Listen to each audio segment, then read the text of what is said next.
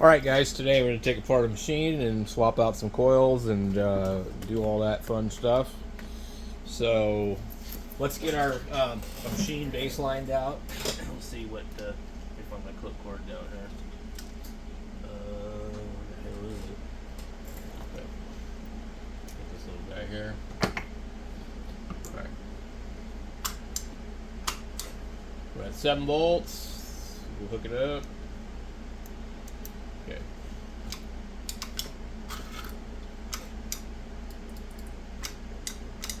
As soon as you want to start.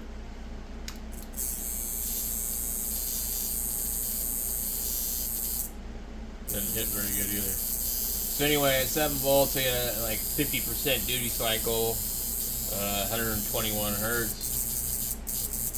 Dies really fast. I've tried everything I could do to get this thing to run right. We're just gonna leave it. Well, why don't we try something first? So we'll go up to. Let's see. What the hell is this thing doing?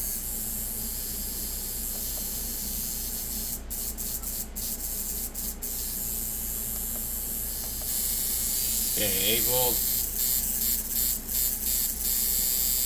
130 at 53%. At 8 volts, it almost can hit, but I just feel like that's way too high for this stupid thing. So I'm just gonna go ahead and take this thing apart, and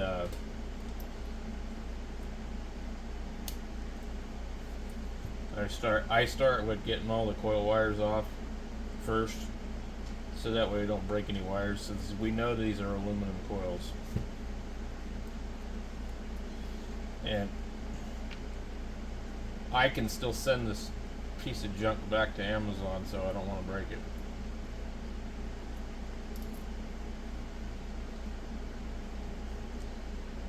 Where the hell did the damn thing go? There we go. Putting some thick washers on this damn thing right here. So anyway, you want to take these apart first if it's using these aluminum wire coils, because they're super easy to break. Get them off of here first. Just be really careful with them. And yeah. And they might look like they're soldered and all this other good stuff, but in most cases, it's copper. God damn it. We got a problem here with this one. It's like I'm gonna really hold on to this thing. Make sure you don't spin the coils either while you're trying to take these out. You'll just bust the wire in a hurry. Anyway, it's copper clad aluminum. What they do is they solder the wire onto the top of a piece of metal that doesn't stick, and make it look like it's soldered, so you think, oh, it's regular copper wire, but it's not. So goes out of there. So I think this frame has, some potential to be a good frame. It's kind of like a Stinger Classic from Spalding. So here's our $10 coils on our $10 machine. Might seem a little counterproductive, but it is what it is.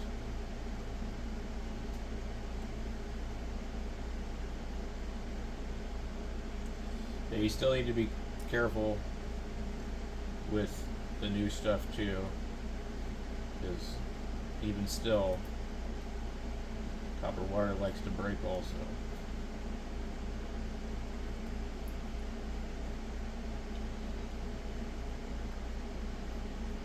So I usually will semi-attach everything. I'm going to pull that back out. We know that we're probably going to need these shims on here, so I just kind of try and carefully set my coils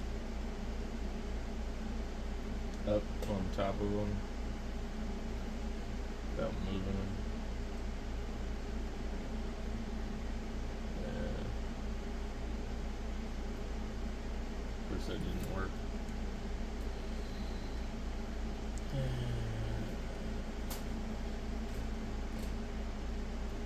Something seems to be magnetized here.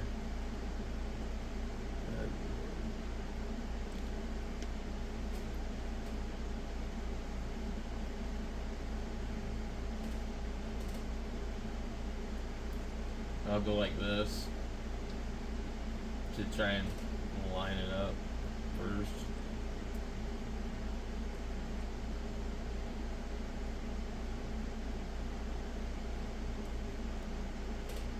And pretty far off.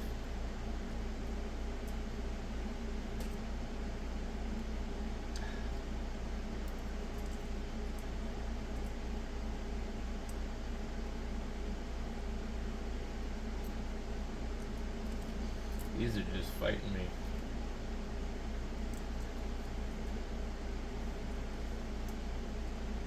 And this is the kind of crap right here. This is how you break the coil wires. What I'm doing.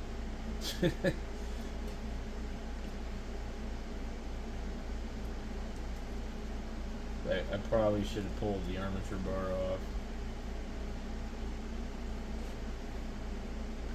Yeah, I don't know what it is that these, either these coils or something appear to be somewhat magnetized, or the washers.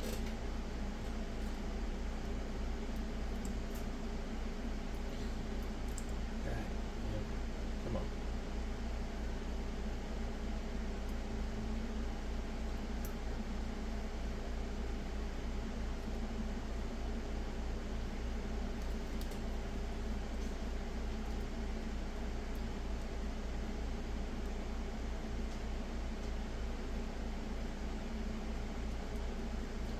Well, it looks like that should be good. It's touching the front coil. There's a gap in the back. It's maybe a little bit larger of a gap than I would normally have, but it looks like it will work. Just kind of make sure that everything looks okay.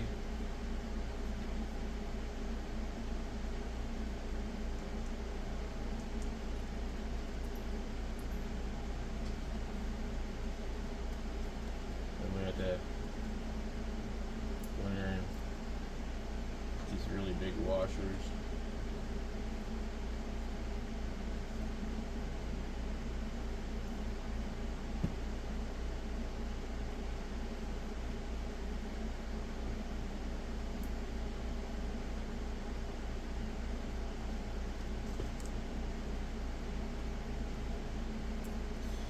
It's really sad that, like, they just can't use copper wire, you know. The guy's got to go buy questionable coils for $10 anyways. Like, man, this thing is. These washers are huge. I think they really have too much on here. It's off by a little bit. It's like maybe about half of what one of those is. So this adds considerably to the weight of the machine, but that's because, you know, we had aluminum coils and they're really light. We get our back binding posts in here. I just like hand tighten it and get it kind of close and coming on the outside.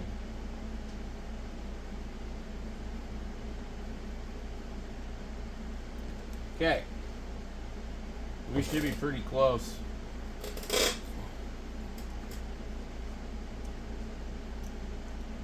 Like close enough.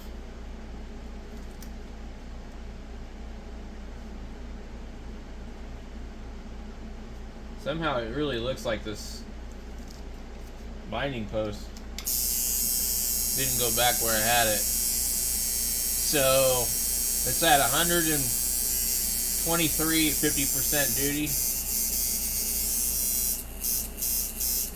And it's hitting a lot harder.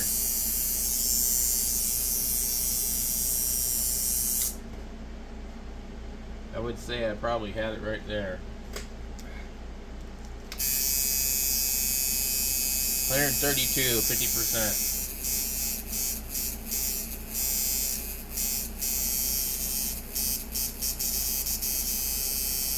At 7 volts, it's probably hitting good enough.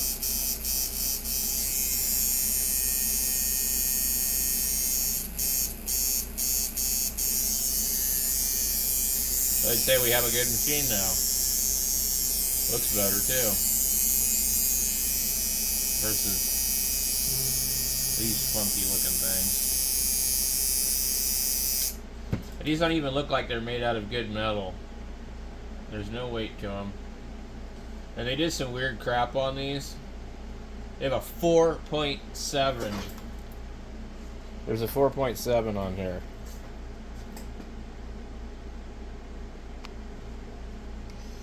Let me see if I can get this thing to focus.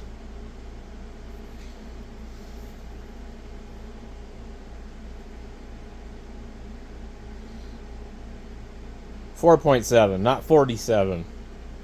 So, like, that would technically make this machine run really fast, but it really wasn't. That's because you have aluminum coils. So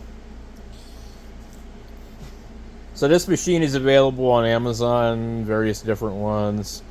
Sometimes it's $8, sometimes it's $15, sometimes it's $10.